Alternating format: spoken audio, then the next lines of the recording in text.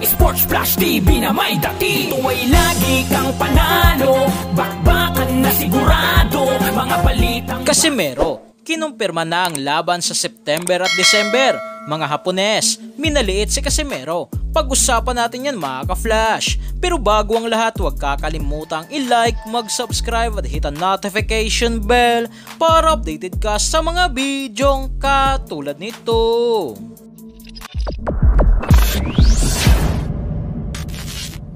So isang napakagandang balita nga po mga ka-flash ang ibinahagi sa atin ng kapatid ni former 3 Division World Champion Angas ng Pinas, General Cuadro Alas Casimero na si Coach Jason Casimero. Sa live nito sa kanilang official Facebook page na Cuadro Alas It's My Boy. Pero bago ang magandang balita na ito mga ka-flash ay kino-question nito ang pagsuko agad ng isang Pinoy boxer na lumaban sa ibang bansa. Ito'y matapos matamaan umano ng daplis na suntok sa bodega na hindi nga po ito tumayo at tuluyan ng sumuko sa bakbakan. Dagdag pa ni Kuya Luz Jason Casimero, asa na nga raw ang mga legit vlogger. Bakit nga raw hindi ibinalita ang nasabing laban na para nga po kay Jason Casimero ay sana nga raw ay hindi agad ito sumuko at ipinakita sana ang pagiging dugong Pinoy nito o ang puso ng isang Pinoy na hindi basta-basta sumusuko sa bakbakan na kahit duguan na ito.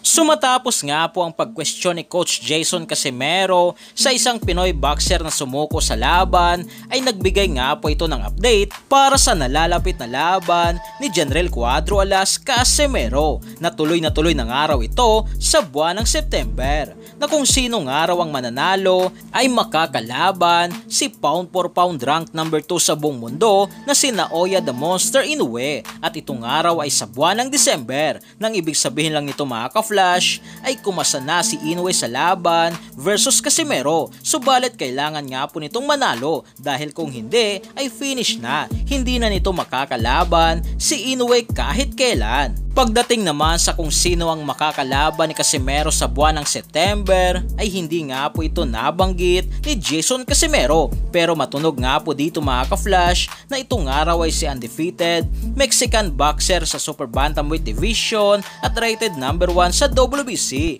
na si Alan Picasso Romero na may kasalukuyang kartada na 28 wins, may 16 knockouts, walang talo at may isang draw. Habang sa isang balitang kumakalat naman sa Japan na Casimero versus Toshiki Shimumachi, ayon nga po sa mga Hapones, sakaling mangyari nga daw ito ay sa tingin nga raw nila ay hindi dito mananalo si Casimero. Hindi pa naman nga raw ito formal na inaanunsyo, pero kumpara nga daw sa kanila ay gusto din nga raw nila ito mapanood. Ang bakbakang Casimero versus Shimumachi, pero ito nga po mga ka-flash ay pinasinungalingan ng kampo ni Casimero na hindi nga raw isang Hapones ang makakalaban ni General Cuadro Alas Casimero.